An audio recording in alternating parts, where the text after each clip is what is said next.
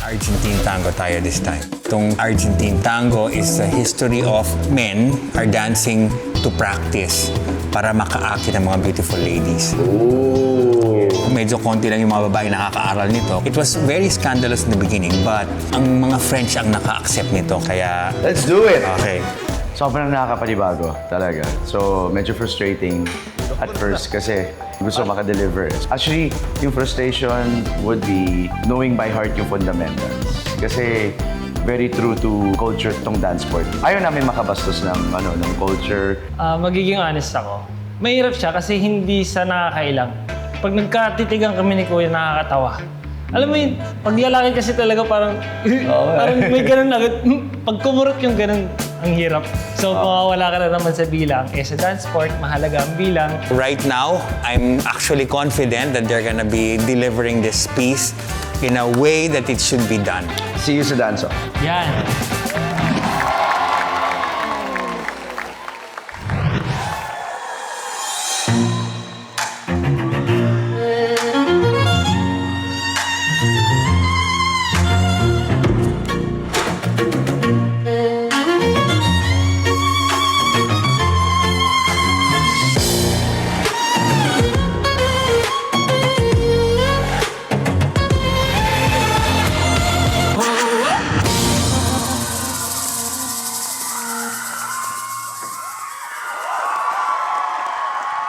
Argentine Tango. Isang strong performance galing kina Rocco and Joker.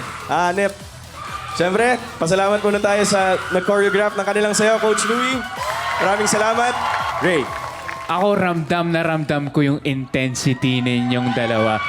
Kahit na dalawang strong personality kayo, pares kayo masculine together. Pero nakita namin yung connection and yung chemistry sa inyong dalawa. Walang bitaw sa eye contact. Walang bitaw. Tuwa ako, Joker.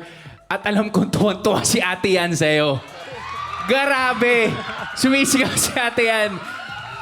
Nice one. At saka si Brother Rocco, alam ko gumawa ka ng film before na ang sayo ng dalawang kaliwang paa. Tama? Familiar ka na sa feeling na may ka-partner na isang lalaki din. So, I commend you, my brother. We saw it. We enjoyed it. Oh, ano importante? Yun ang sinasabi kong step up. Oh! Thank you po. Yan.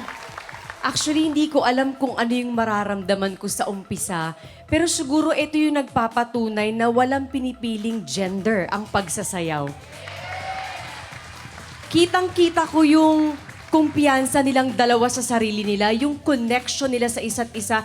Kasi di ba usually kapag lalaki sa lalaki, naiilang sila, lalo na ganitong klaseng pagsasayaw. But wala eh. Yung eye-to-eye contact, the connection, the feelings, nandun lahat eh. Sobrang na-speechless ako sa inyong dalawa kasi ngayon lang ako nakakita na magka-partner na dalawang lalaki na sinasayaw ang ganitong klaseng sayaw. At naibigay niyo yun sa amin. So bago to sa paningin ko and Joker, finally. Naghahanap ako ng perfect moment talaga para sa'yo kasi ikaw talaga yung isa sa mga nakikita kong gusto kong mag-shine. Ito yung isa sa mga moment na nakita ko na wala kang hesitation. Ginawa mo ng buong puso mo at doon ako bumilib sa inyong dalawa. Thank you po. Kasi di ba wala akong ilang na nakita na nag-eye to eye contact kayo, may pa-lift-lift pa kayo ng paa, may pa-twist-twist pa kayo. Pero walang ilang. Kumbaga, buong-buo niyong ginawa tong sayaw na ito at nakaka-proud. Dahil dyan, check kayo sa akin. Thank you, Yan. Coach Jay. Ako, first time ko talagang nasaksiyan to, na dalawang lalaki. So, para sa mata ko, fresh. And then, yung movement ng guide, ginagawa siya ng dalawa. And then, sobrang nalilinisan ako dun sa yung isa nasa floor, yung isa nakatayo. Yung nagpapalitan kaya, tapos nagta-turn. Maganda yung pagka-execute. So, ang na-feel ko kay Joker, nung magsisimula pa lang, gigil na gigil siya, Tiyan. Gusto niyang manalo. Bakit hindi? Malay mo tonight. Let's go!